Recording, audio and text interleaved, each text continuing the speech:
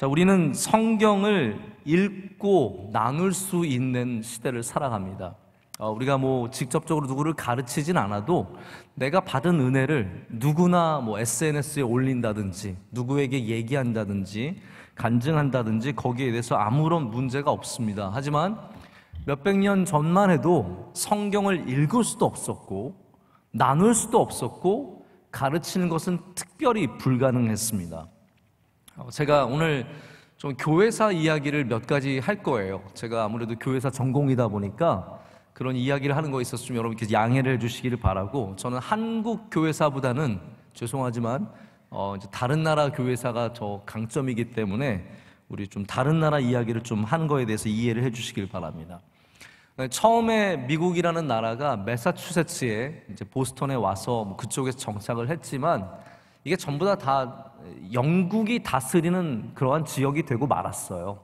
그래서 처음에 매사추세츠라는 그러한 이제 하나의 일종의 식민지를 건설했을 때 거기 초대 그 총독이 굉장히 중요한 사람입니다. 그 사람 이름이 존 윈트롭이라고 하는 사람인데, 이 사람은 철저한 청교도주의자였고 굉장히 신앙이 깊은 사람이었어요. 그래서 그는 이제 왜 우리가 미국의 나라를 세워야 되는가, 왜 우리가 여기에 세워야 되는가를 어떤 식으로 생각을 했냐면 City upon a hill이라 그래서 언덕 위의 도시. 예수님께서 등경을 두면은 다 보인다고 말씀하신 것처럼 우리가 전 세계에 예수님의 밝은 빛을 보이는 그러한 도시를 건설해서 이 복음 전파와 하나님 나라의 완성을 위해서 아주 큰 사명감을 갖고 좀 윈트롭이 이제 이 총독 역할을 감당하게 됩니다. 그래서 거기는 이제는 이게 정치가 아니라 이거는 완전히 종교나 마찬가지예요. 기독교로 완전히 다스리는 거죠. 근데 이제 존 윈트롭 집 앞에 앤 허친슨이라고 하는 여인이 살았어요. 이게 이제 존 윈트롭의 눈에 자꾸 거슬리는 거예요. 왜냐하면 청교도주의자들은 말씀의 권위를 굉장히 높이 여겼기 때문에 오직 남자만 그리고 목회자만 말씀을 전하게 되어 있어요. 근데 앤 허친슨은 자기 집에 여자들을 불러 모아놓고, 이분이 목사님 딸이에요. 그리고 영국에서부터 공부를 열심히 해서 성경을 잘 알았어요. 그래서 성경 공부를 한 거예요. 그러니까 자꾸 앤 허친슨 집에 여자들이 들어가는 거를 그 존 윈트롭이 보게 되잖아요. 자기 집 앞이니까 계속 보게 되면서 뭔가 이상하다고 생각을 한 거예요. 그래서 알고 보니까 앤 허친슨이 와서 성경 공부를 할 뿐만 아니라 이분이 산파 역할을 했는데, 산파를 하면서 계속해서 축귀 기도라든지 여러 병 낫는 기도, 이런 아주 신비주의에 가까운 그런 것들을 많이 했기 때문에 재판을 열었어요. 그래서 결국은 앤 허친슨을 1630년대 후반에 재판을 열어서 이분을 추방을 하게 됩니다. 죄목은 뭐였냐 하면 성경을 가르쳤다는 거예요. 성경을 가르쳤기 때문에 추방을 해서 이분이 결국은 미국에서 롱아일랜드, 지금의 뉴욕이죠. 롱아일랜드까지 추방을 당해서 갔다가 거기서 온 가족이 14명의 가족이었어요. 애도 참 많이 낳았어요. 14명의 가족이었는데 전부 다 인디언들에게 몰살을 당합니다. 그래서 안타깝게 그 온 집안이 다 죽고, 여자의 하나가 블루베리 따로 나갔다가 혼자서 살아남아요. 그래서 그 여자애가 인디언 부족에게 입양이 됐다가 나중에 다시 이제 또 보스턴으로 가서 결혼을 하게 돼서 그 가문이 살아남기는 하는데, 굉장히 가슴 아픈 역사가 여기 있어요. 우리가 이 역사를 저희가 이제 미국에서 공부할 때 이걸 굉장히 중요하게 다루는 이유는, 미국이라는 나라가 어떠한 바탕 위에 건설이 되었느냐, 사실은 이렇게 앤 허친슨처럼 하나님의 말씀을 개인이 보고 듣고 경험하고 그것에 대해서 이야기할 수 있는 자유 속에서 건설되었다는 것을 말하기 위해서 앤 허친슨을 많이 가르칩니다. 여러분, 아무리 우리가 생각하기에 청교도들이 잘 믿는 사람이었던 것 같아도 성경의 권위에 있어서 함부로 누구도 그 성경을 보거나 해석하지 못하게 했다는 사실을 우리가 잘 알아야 된다는 거예요. 그 다음에는 영어 성경에 대해서 제가 좀 설명을 드리자면, 많은 분들이 영어 성경은 킹 제임스 버전을 잘 알고 계십니다. 흠정역이라고 하는 거죠. 근데 흠정역은 킹 제임스, 다시 말해서 개신교로서 전환한, 그렇게 회심한 제임스가 성경 번역을 명령해서 시킨 거지, 원래는 윌리엄 틴들이라고 하는 사람이 이 성경 번역의 최초의 사람이에요. 근데 그때는 로마 카톨릭이 영국을 다스리고 있었거든요. 괜찮으세요? 제가 요즘에 종종 이런 질문 하죠. 괜찮으시냐고. 수면력을 발휘하셔도 괜찮습니다. 하나님께 주신 자고 깨었더니 여호와께서 나를 붙드심이로다. 괜찮습니다. 가능합니다. 자, 카톨릭은요, 사람들이, 우리 성도들이 하나님의 말씀을 보는 걸 원치 않았어요. 이게 되게 이상하죠. 원치 않았어요. 그래서 성경 번역을 절대로 안 했습니다. 오직 라틴어 성경, 불가타 하나 가지고 계속해서 끊임없이 사제들만 읽었어요. 근데 문제는 뭐냐면 사제들도 안 읽었어요. 사제들도 심지어는 안 읽었어요. 그래서 사제들 가운데는 십계명이 어디 있는지 모르는 사람이 되게 많았대요. 당시에 십계명이 어디 있냐 그러면 I don't know. 주기도문이 어디 있냐고 물어보면 모르는 사람이 많았어요. 그 정도로 사제들도 성경을 안 읽었는데, 이 마틴 루터가 종교개혁을 하면서 처음으로 독일어로 성경을 번역하잖아요.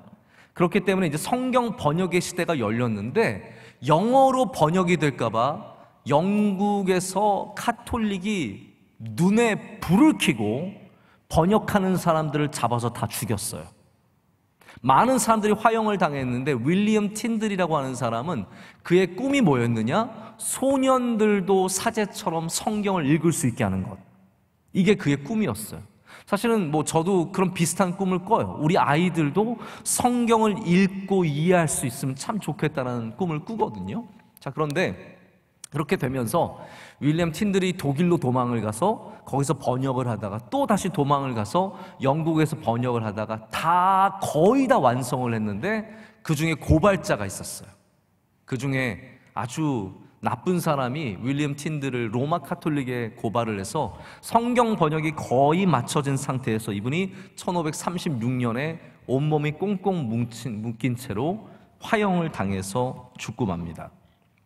여러분, 우리가 성경을 읽게 된 데는요, 그리고 성경을 우리가 이렇게 나눌 수 있게 된 데는 이와 같이 교회사에 굉장히 가슴 아픈 이야기들이 많이 있었다는 것을 아셔야 돼요. 우리가 지금 성경을 읽고 우리 나름대로 성경을 생각해 보게 된 것은 정말 우리에게 주어진 큰 은혜인 줄로 믿습니다.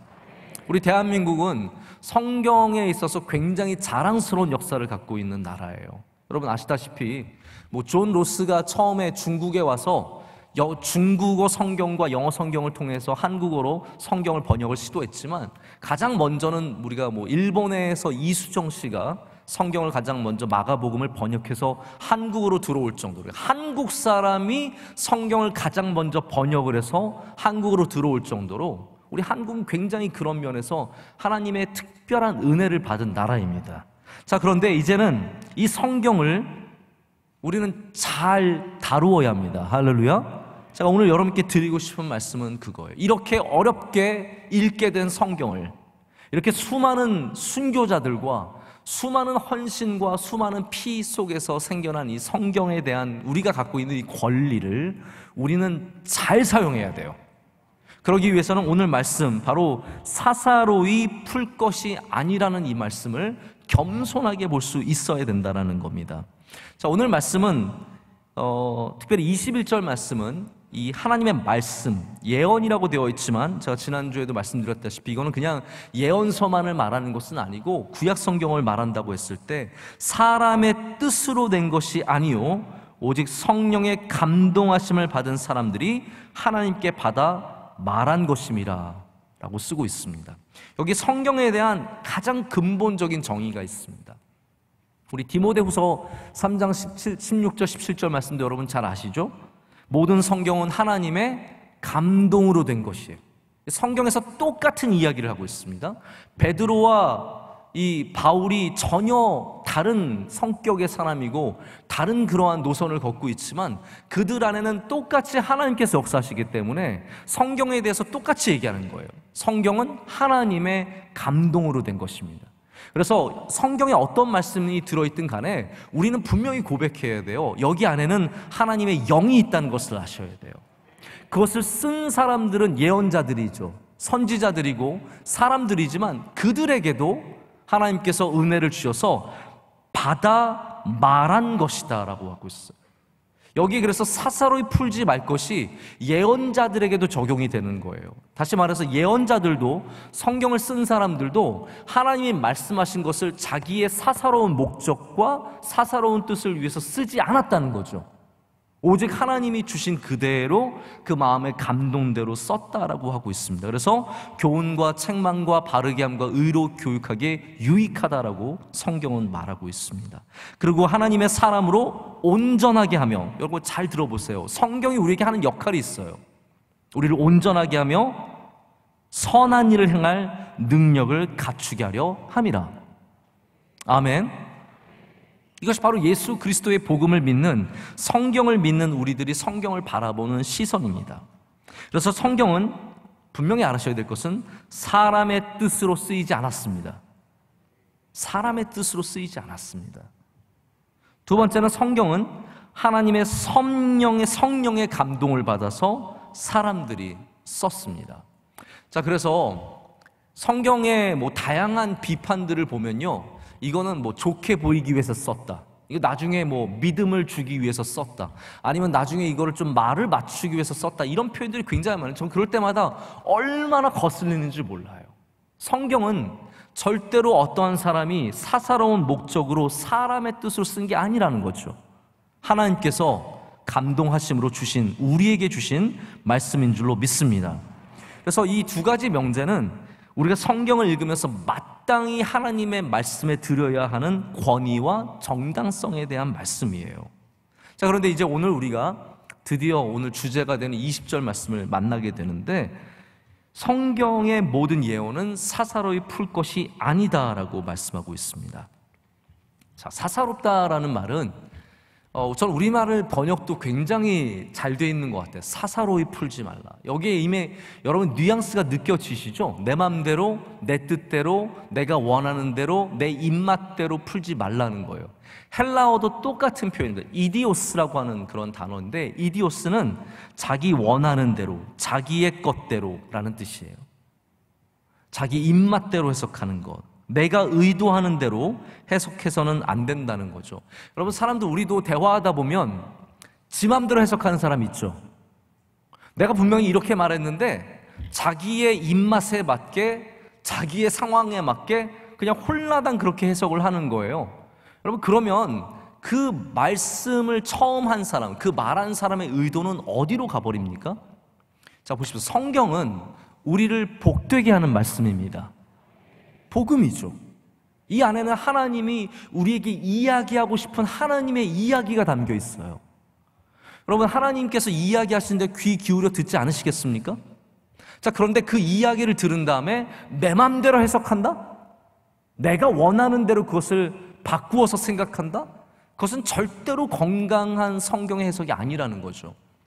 한 목사님이 젊은 청년 하나를 상담을 하게 됐어요. 이 남자 청년이 너무 문제가 많은 거예요. 그리고 이분이 교회에서 아주 귀한 권사님 아들인데 누가 봐도 망나니 짓을 하고 큰일 났어요. 얘를 좀 빨리 어떻게 잡아야 될 것 같아요. 엄마도 맨날 울면서 기도를 하고 안 되겠어가지고 목사님이 얘를 불렀어요. 불러가지고 앉혀놨어요. 세상 모르고 와서 깐족대면서 앉아있는 거죠.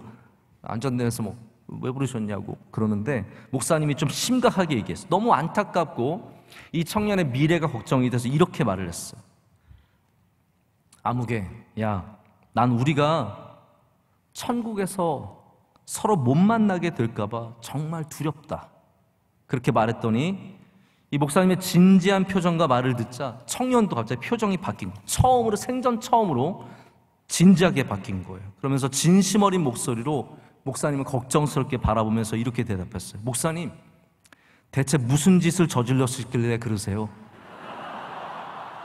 제가 뭘 도와드릴까요?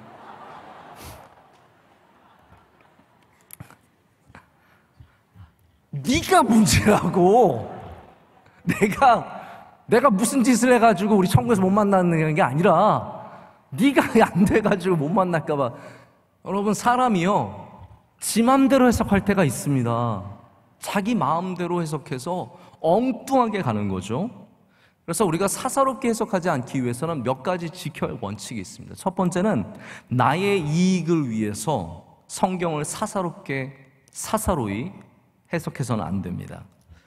목회자 가운데 죄송한 말씀이지만 무엇인가를 전달하기 위해서, 때로는 자기의 정당성을 변호하기 위해서, 또 때로는 문제를 일으키는 성도를 공격하기 위해서, 자기 이익을 위해서 성경을 해석하는 경우가 종종 있습니다. 굉장히 조심스러운 거죠. 그러면 안 되는 거죠. 역사를 들여다봐도 이렇게 성경을 입맛에 맞게 해석한 일들이 있었어요. 제가 또 다시 한번 역사 이야기를 잠깐 할 텐데요.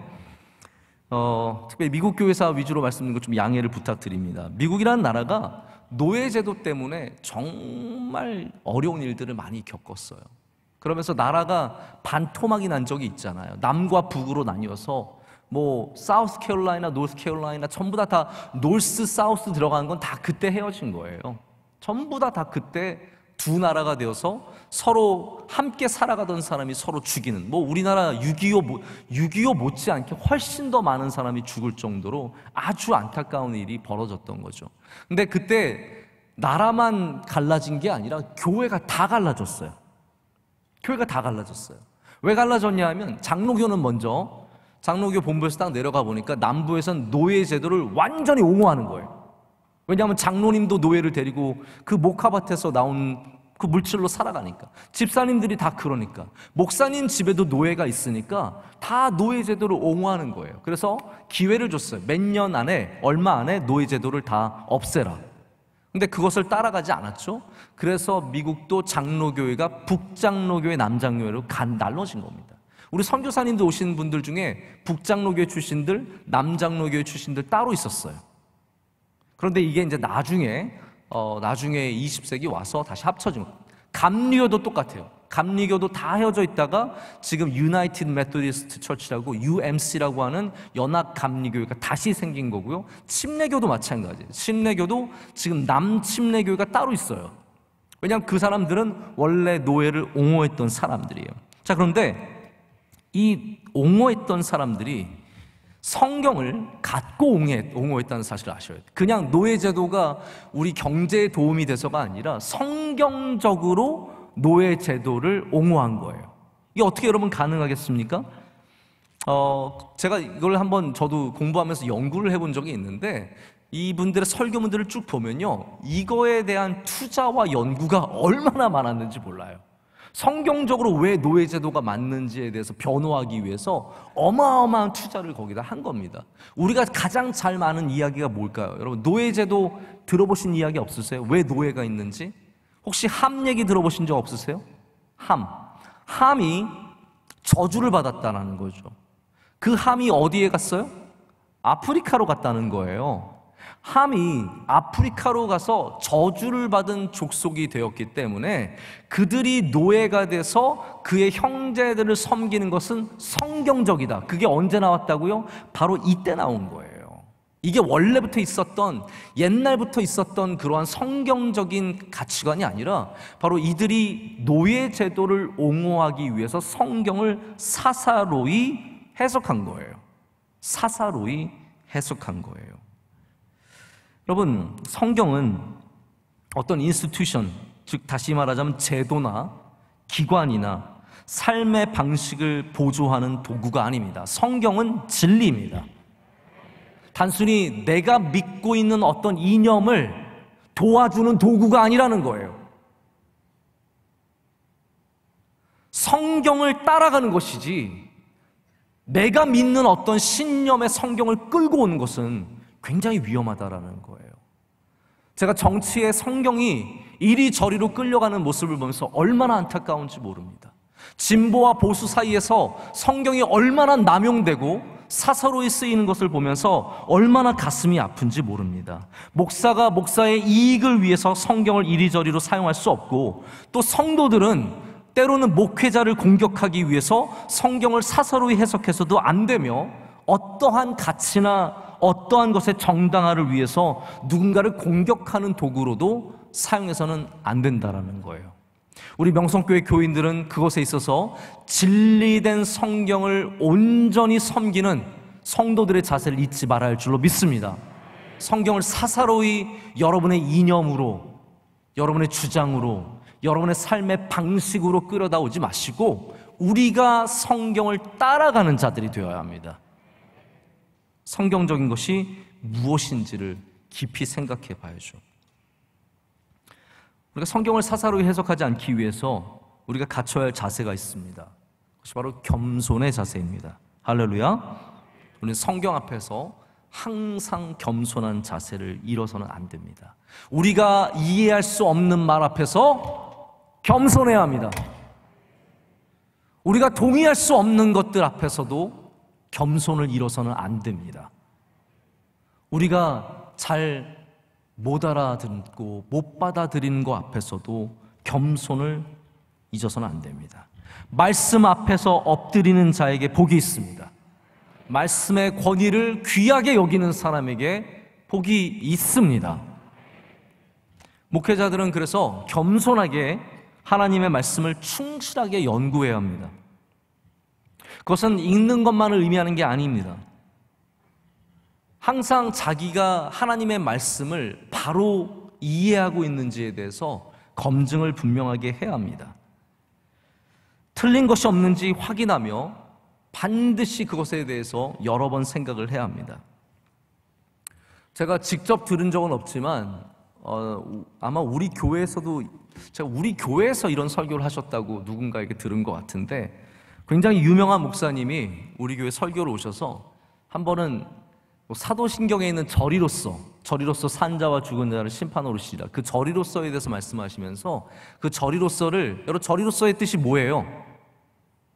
뭔지 아시고 하세요? 저리로서 산자와 죽은 자를 심판하러 오시리라, 저리로서가 저기에서부터예요. 거기에서부터 주님이 계신 그곳으로부터 오신다는 거죠. 여러분 사도신경 믿으시죠? 우리의 신앙의 고백입니다. 굉장히 중요한 거예요. 오시는 거예요. 근데 이 목사님께서 그걸 말씀하시면서 예수님께서 우리에게 오시는데 저리로서 오신다는 거예요. 그건 뭐냐 하면 이자를 적게 해서, 저리, 값을 많이 안 받으시고 이자를 적게 해서 오신다는 거예요.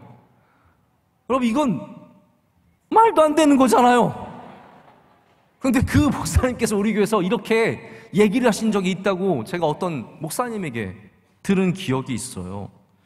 여러분 이거 얼마나 충격적인 사실입니까? 이분이 훌륭한 목사님이세요. 제가 굉장히 존경하는 목사님이에요.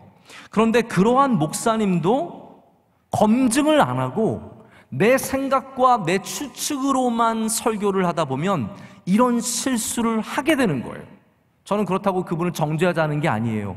누구나 실수할 수 있다는 걸 말씀을 드리고 싶은 거고, 그렇기 때문에 교역자들은 정말로 확실하게 하나님의 말씀을 분명하게 봐야 합니다.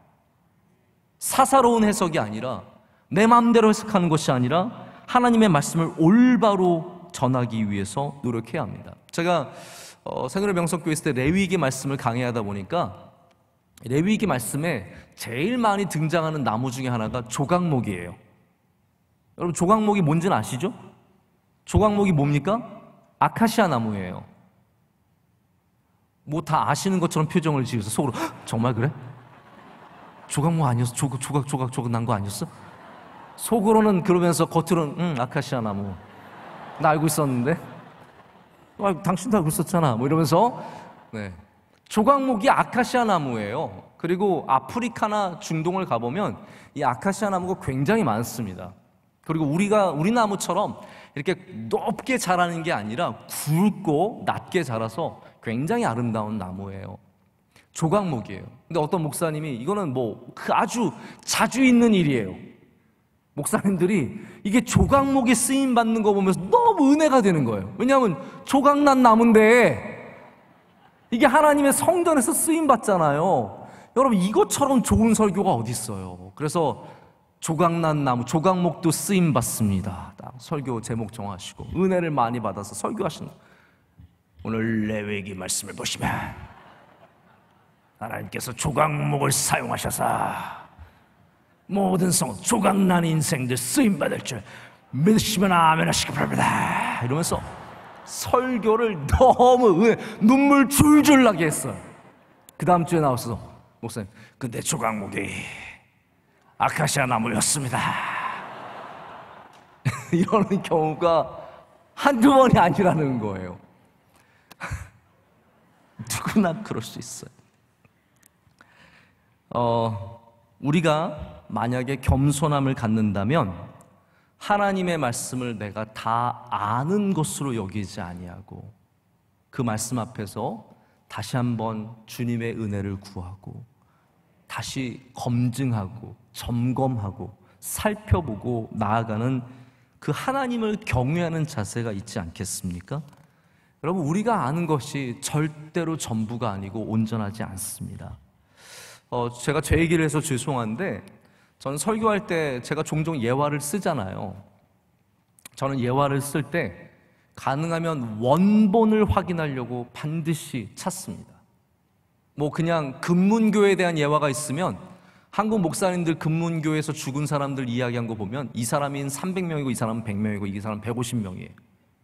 뭔지 모르겠어요. 그리고 그게 조금씩 이야기가 틀려지면서 마음대로 그냥 갖다가 써서 그냥 있는 이야기처럼 말하는 것을 제가 참 많이 보게 됩니다. 그래서 일부러 원본을 찾아보게 돼요. 정말 뭔지. 제가 예화를 하면서도 그렇게 조심하는 이유는 우리가 그냥 꽝 잡는 게 매, 그런 말 있죠. 저는 또 이런 거 굉장히 약하니까 꽝 잡는 게 매 맞습니까? 꽝 잡는 게 매라는 식으로 은혜만 받으면 됐지 라는 식은 굉장히 위험하다라는 거예요. 은혜만 받으면 됐지 뭐 그게 조각목이 아카시아 나무든 아니면 조각목 그게 뭐가 중요해라고 말할 수 있겠지만 여러분 그렇지 않습니다. 성경은 사사로 있으면 안 되는 거예요. 성경의 말씀은 그냥 내가 원하는 대로 내 목적대로 내 뜻대로 쓰는 것이 아니라 하나님께서 의도하신 대로 하나님께서 기뻐하시는 대로 쓸 수 있어야 된다는 겁니다. 여러분 성도들도 마찬가지예요. 제가 교육자들만 지금 뭐라 그러는 게 절대로 아닙니다. 성도들도 하나님의 말씀을 겸손하게 받으셔야 합니다. 이게 무슨 말이냐면 내가 좋아하는 말씀만 쏙쏙 빼먹어서는 안 된다는 거예요. 내가 이해하고 좋아하는 말씀만 쏙쏙 빼먹고 나머지는 마치 하나님의 말씀이 아닌 것처럼 나에게 말씀하신 하나님 말씀이 아닌 것처럼 다른 사람에게 전하는 말씀 학문의 영역인 것처럼 버려두고 그냥 내가 위로가 되고 내가 좋아하고 내가 그냥 은혜가 되는 말씀 몇 가지만 먹으면서 살아서는 안 된다라는 겁니다. 여러분 이 성경은 전부가 우리를 위해 주신 말씀입니다. 하나님의 이야기예요. 하나님께서 여러분을 사랑하셔서 주신 말씀입니다. 그렇기 때문에 더욱더 우리는 이 말씀을 귀하게 여기고 겸손하게 접근을 해야 합니다. 우리가 좋아하는 말씀만 쏙쏙 빼먹다 보면요 이단에게 빠지기 쉽습니다. 하나님의 말씀을 우리가 사사롭게 다루다 보면 굉장히 이단에게 빠지기 쉽다는 것을 저와 여러분이 분명히 아셔야 됩니다. 우리 명성교회 출신의 교역자예요. 우리 교회에서 전도사 생활도 하고 그랬던 친구인데 제 동기이기도 해요.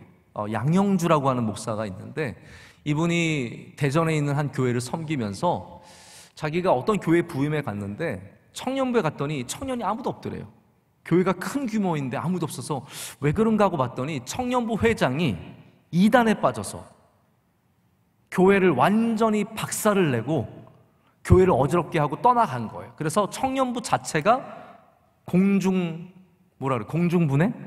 네, 공중분사는 아니죠. 하여튼 완전히 산산조각이 나서 깨어진 거예요. 그래서 이 목사님이 가서 뭘 깨달았냐 하면 생각보다 청년들과 이단과의 관계가 심상치 않다는 걸 깨달은 거예요. 그래서 이분이 청년들이 이단에 빠지지 않도록 돕기 위해서 성경 공부를 하기 시작하다가 이제 쓰게 된 책이 바이블 백신이라는 책이에요. 그래서 이단을 조심하자고 특별히 요즘에 신천지 조심하기 위해서 쓴 책이고 굉장히 많은 좋은 반응이 있는 걸로 알고 있어요. 여러분, 우리가 이단에 빠지는 많은 경우가 뭐냐면요, 하나님의 말씀을 굉장히 편협하게 읽고 내가 좋아하는 식으로만 읽고, 이게 또 중요해요. 내가 이해하지 못하면 받아들이지 않기 때문에, 내가 이해하는 것만 받아들이기 때문에 이단이 뭔가 조금만 도움을 주고 말도 안 되는 그들만의 논리로서 성경을 이해시켜주면 거기에 쏙 빠져버리게 된다는 거예요. 여러분, 성경을 읽는 중요한 원리가 하나가 있습니다. 그건 뭐냐면요, 이해가 되지 않는 부분들에 있어서 하나님께 그 영역을 맡기라는 거예요. 할렐루야. 우리가 다 이해하지 않아도 괜찮아요. 근데 우리는 마치 이해하지 않으면 그것이 진리가 아닌 것처럼 생각하잖아요. 무슨 말씀인지 이해가 가시죠? 내가 이해할 수 없으면 진리가 아닌 것으로 치부하기 때문에 이해가 돼야만 한다라고 생각해요. 여러분, 그렇지 않습니다. 우리는 성경을 경외하는 눈길로 바라보면 이해하지 않는 것들도 존경할 수 있어요. 자, 제가 이런 말씀이 적절한 비유인지 모르겠지만, 제가 명성교회 부목사로 있으면서 때로는 원로 목사님께서 결정 내리신 것이 다 이해가 안 될 때가 있었어요.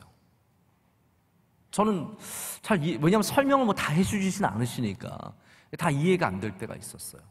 제가 참 어려웠거든요, 그때는. 왜 이러실까? 뭐 그렇다고 제가 뭐 되게 심각하게 어려웠던 건 아니지만 왜 그러실까라는 생각이 늘 있었던 것 같아요. 근데 나중이 되고 보니까 왜 그렇게 말씀하셨는지, 왜 그런 결정을 내리셨는지 제가 좀 더 성숙해지니까 알게 되는 게 많아지더라고요.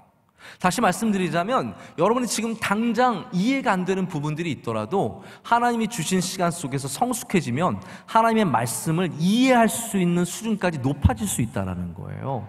그 영원히 이해가 안 되는 부분, 잘못된 부분이 아니라 우리의 신앙의 성숙과 함께 우리는 성경을 더 폭넓게 읽게 되고 그 말씀을 잘 받아들이게 된다는 거예요. 자, 그래서 우린 두 번째 이걸 또 봐야 합니다. 이게 뭐냐면 억지로 풀지 말아야 합니다. 제가 왜 사사로이 풀지 말라고 하면서 억지로 풀지 말라는 말씀을 드리냐면, 억지로 풀지 말라는 말씀은 3장 16절에 나오거든요. 한번 베드로후서 3장 16절 말씀 보실까요? 여기 이렇게 적고 있습니다. 우리 다 같이 한 목소리로 읽겠습니다. 또 그 모든 편지에도 이런 일에 관하여 말하였으되 그 중에 알기 어려운 것이 더러 있으니 무식한 자들과 굳세지 못한 자들이 다른 성경과 같이 그것도 억지로 풀다가 스스로 멸망에 이르느니라. 아멘. 자, 또 너무 무식하다는 거에 상처받지 마시고요. 이게 무식이 정말 말 그대로 지식이 없는 걸 말하는 거지 나쁘게 표현하는 그런 무식은 아닙니다.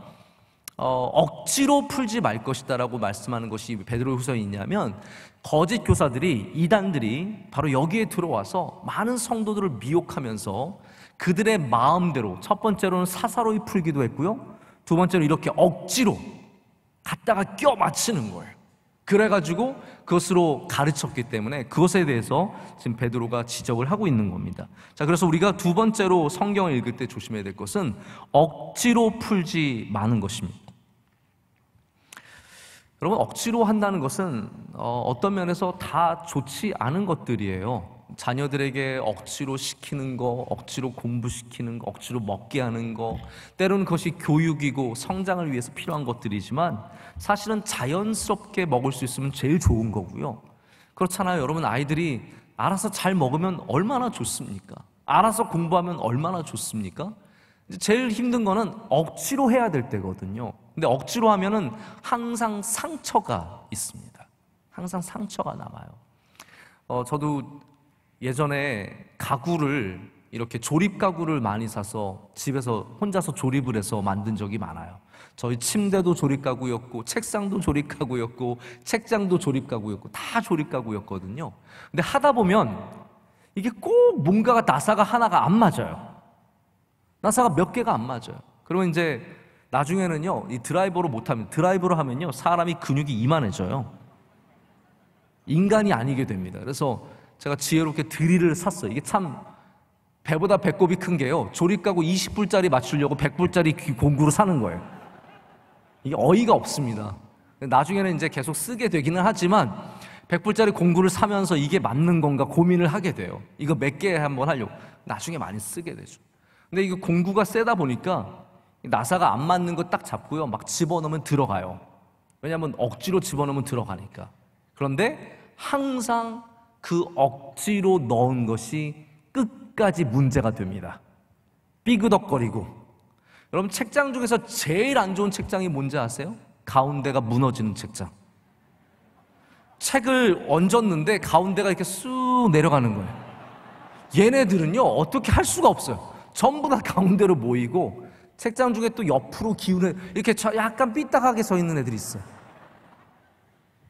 성도든 책장이든 삐딱하게 서면 안 돼요.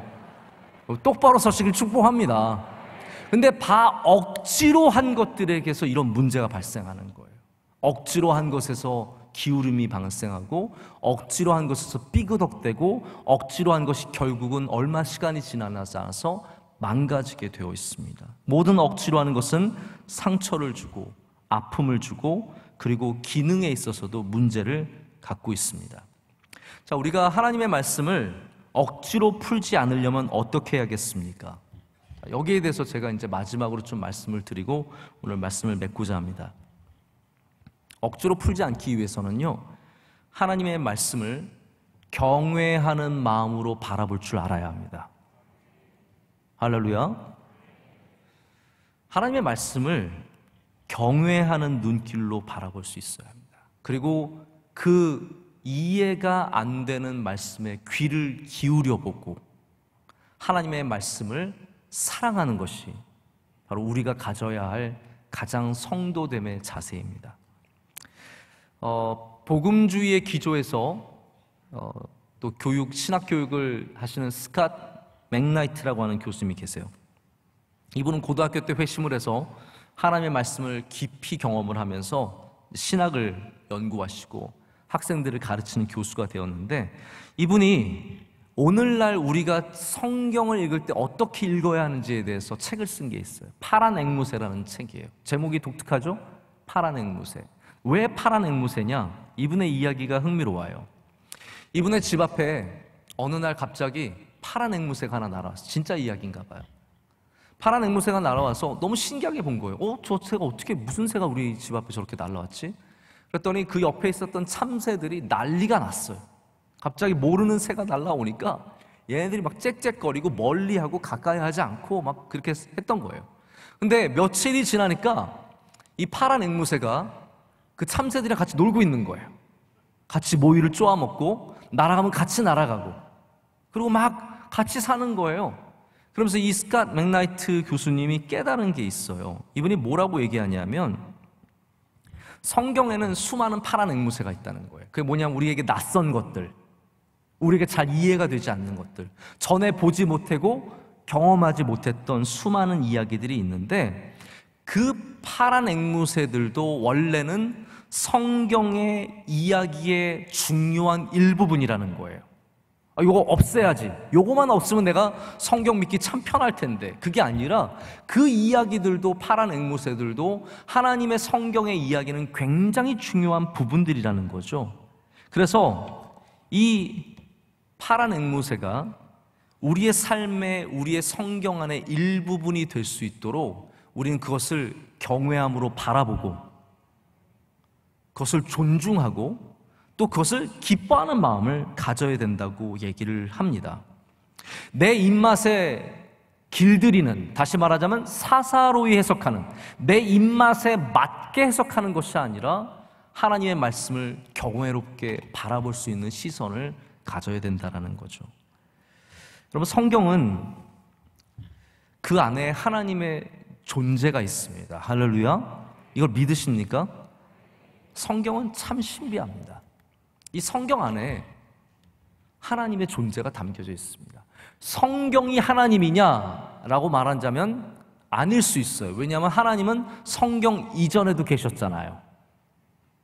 그렇기 때문에 성경이 하나님인 건 아니에요. 그러나 이 성경 안에 하나님은 하나님의 이야기를 담아주셨고, 하나님의 영을 담아주셨고, 우리로 하여금 그 하나님의 이야기에 귀 기울이기를 원하신다라는 거죠. 하나님은 말씀을 통해서 계시하십니다. 이게 우리 정통신학의 굉장히 중요한 부분인데요.